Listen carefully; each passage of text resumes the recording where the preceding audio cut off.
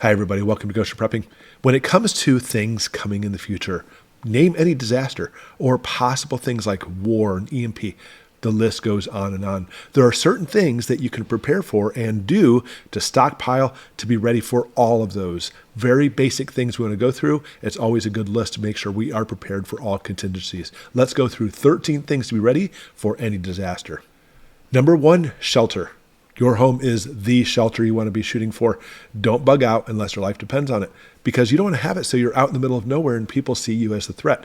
But even more than that, obviously keeping things off your head like rain and snow, keeping it so your body doesn't go into hypothermia or whatever the case may be as far as shelter goes, it's so vitally important. So even if you do have to leave your home for whatever reason, having some kind of tent, possibly some kind of camper is important. Make sure your shelter is going to be your number one priority, to make sure you're able to stay safe.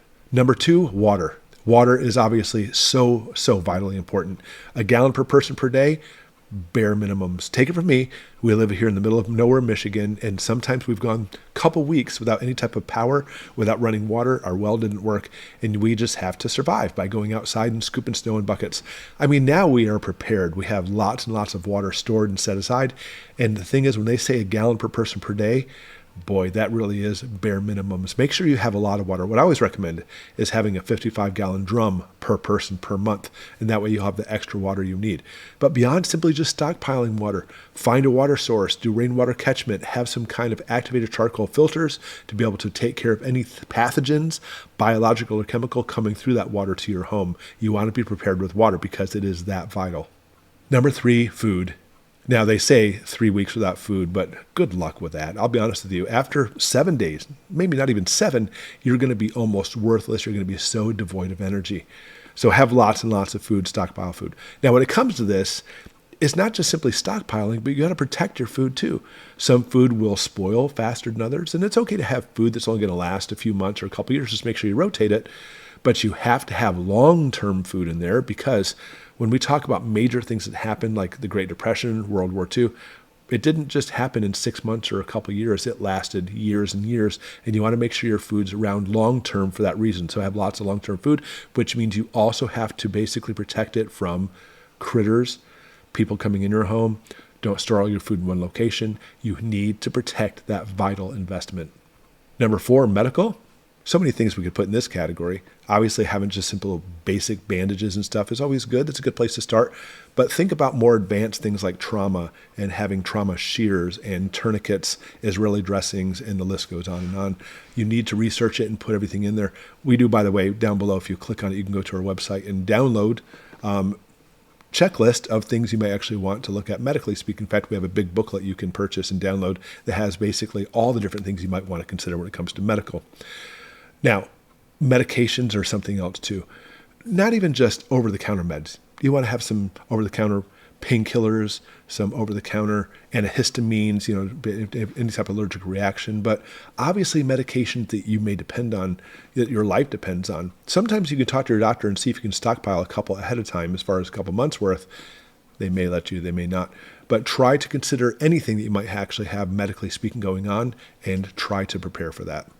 Number 5, documents. Make sure you keep copies of any type of important documentation. There's so many things: birth certificates, social security numbers, etc. Again, same thing down below. You can click on that link, and if you purchase that package, it gives you so many examples of things that you can even fill out or make copies of so you can keep your documents. But even more importantly, make sure your documents are kept in one location. These document bags are great, waterproof and fireproof. Now, it's great for 2 reasons. 1, you have to evacuate. You can just grab the bag. It already has everything in there, and that way off you go. But number 2, being fireproof and waterproof, it protects your documents. Now, this thing is not Fort Knox. It will protect against some water. It will protect against some fire, but it's not going to be completely impervious. The whole idea is it's one location. You can grab it and off you go, and will actually give you some protection for your documentation. But you have to do the legwork and get all your documents in one location before anything that happens, and put them in your bag. Number 6, a power source. Now, mankind obviously has gone a few years without electricity. It's only modern times that we depend on it so much. And for me, I depend on a fan blowing on me while I sleep at night during the summer. But obviously, having some kind of power source is not just advantageous, but could literally get you through an emergency. Simply having a refrigerator or freezer is incredible. Now, third world countries that don't have that, there's actually a higher death rate because you can't refrigerate food. So at the very least, I would say if you can set up a system where you have maybe a chest freezer and a solar generator to keep it powered would be a really good start. For us also, we heat our home with a wood stove, and having a fan to distribute that heat around the home when there's no power is something that works very well for us too. So you may want to consider a power source. We don't live back in the day, we live today, where honestly, I think it's more of a necessity than just a luxury. Number 7, food preservation. Now, I already mentioned food, but preserving your own food works very well too. I mean, think about this. If crap hits the fan and you've used up all your corned beef hash, now what do? Oh, you find a deer in the backyard and you want to munch on that deer. Unless you plan on eating it all in one sitting, you're going to have to learn to preserve it. Again, the freezer comes into play, but think about some other preservation methods and actually practice it now before that time comes. There's all kinds of options, obviously. We love our freeze dryer, but canning, either water bath or pressure canning works very well. A lot of people like to dehydrate. Whatever you enjoy doing, give it a whirl and really practice now so when the time comes, you can keep the process going and survive when that deer comes into your backyard. Number 8, hygiene and sanitation. It's not just smelling nice, which of course, if you live in a house during crap hits the fan, you want to smell nice for your family, but obviously sanitation comes into play, hygiene comes into play, and decreases disease. It really does. So at the very least, stockpile extra bars of soap. But think about all the different types of chemical agents to be able to sanitize, to be able to clean up areas, and go from there. Now, sanitation too, getting rid of your garbage, what are you going to do with it? There obviously garbage pickup's not coming, so you're going to need to be able to do something, maybe dig a hole in your backyard, etc. But have ways and plans in place before that time comes. Number 9, community. Even if you're a jack of all trades, you're probably a master of none. And having different skills is obviously advantageous, but having friends who have those skills works out very well. This is how it's been done for generations and generations, having people who are very good at certain areas, and you can trade and barter those different skills. Having a community is important for this. You don't necessarily have to advertise you're a prepper, but you can put prepper signs up at like gun stores or possibly your library and say, hey, we're meeting on the first Saturday. You don't have to give them your real name. You don't have to tell them where you live, but obviously establishing a community now, so when that time comes, you're going to be much better off. Number 10, communication. And if you have that community, you need to be able to communicate with that community. At the very least, have walkie-talkies, possibly a CB. If you want to go on and have like a ham radio, that's always good. They're very inexpensive. I'll link some below. You can pick them up for next to nothing. And if we're talking about crap hits the fan, they're not going to require a license that time. I still recommend it just because it gives you a better understanding of the radio. But even like right now where crap hasn't the fan, you can use your radio for emergencies without a license anyway. So get them now and practice with them. Number 11, pets.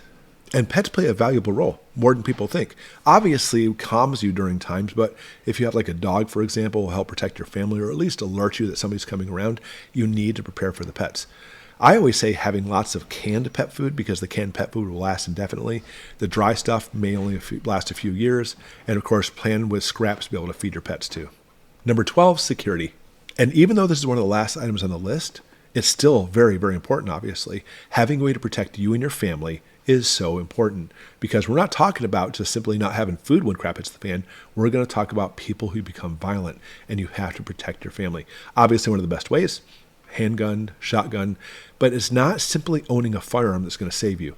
Don't think that. Get that out of your mind. It is practicing and drilling and training tactically with those firearms that's going to get you through this. Keep that in mind. But get whatever fits you now. Go to your local store and get it. Now, beyond that, obviously, having training in other weapons and being physically fit comes into play. Practice self-defense, practice Krav Maga, practice martial arts. You need to go through all these because it's all about survival at a time when survival is going to be one of the biggest challenges you're going to have to be able to perform. And 13, intelligence. So if you notice on the channel, I usually give 2 kinds of videos. I give kind of like, a little bit about news as far as what's coming, and I also give like how to prep because we have to see it because those two come together. It's like one of those Venn diagrams. Because intelligence, actionable intelligence is key. I mean, it can go at very least like weather alerts, if there's some kind of alert come to your house. But you need to have access to the outside world to see what these things, and that's what we really try to focus on with Goshen prepping. Here's how to stockpile, but you know what?